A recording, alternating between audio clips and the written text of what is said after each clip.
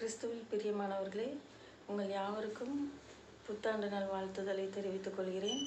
புதிய வருடத்தில் புதிய ஆசீர்வாதங்களை கர்த்தர் உங்களுக்கு கொடுக்க வேண்டும் என்று சொல்லி நான் இறைவனை பிரார்த்திக்கிறேன். ஒரே ஒரு காரியம் உங்களிடத்தில் சொல்ல விரும்புகிறேன்.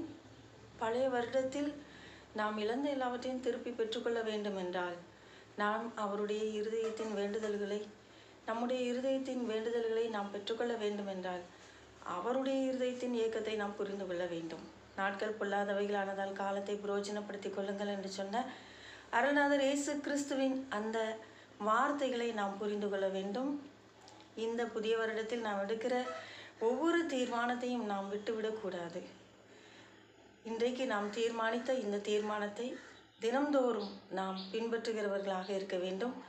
மற்றவர்களை கிறிஸ்துவின் அண்டைக்கு கொண்டு வருகிறவர்களாக இருக்க வேண்டும். நம்முடைய குடும்பத்தை கர்த்தருடைய பாதத்தில் வைத்து நம் தேவைகளை அவர் சந்திக்கிறவர் என்பதை நாம் மறந்து போகக்கூடாது. முழுவதுமாக அவரை சார்ந்து வாழ்கிற ஒரு வாழ்க்கையை நாம் வாழ கற்றுக்கொள்ள வேண்டும். அதுதான் நமக்கு மிகுந்த மனமகிழ்ச்சியை கொண்டு வரும். மனம் ரம்யமாக இருக்க கற்றுக்கொள்ள வேண்டும்.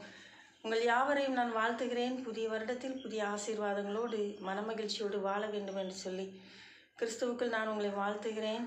எல்லா குறைகளையும் தேவன் உங்களுக்கு நிறைவாக்கி நிறைவான ஆசீர்வாதத்தினால் உங்களை நிரப்புவாராக. ஆமேன். அல்லேலூயா.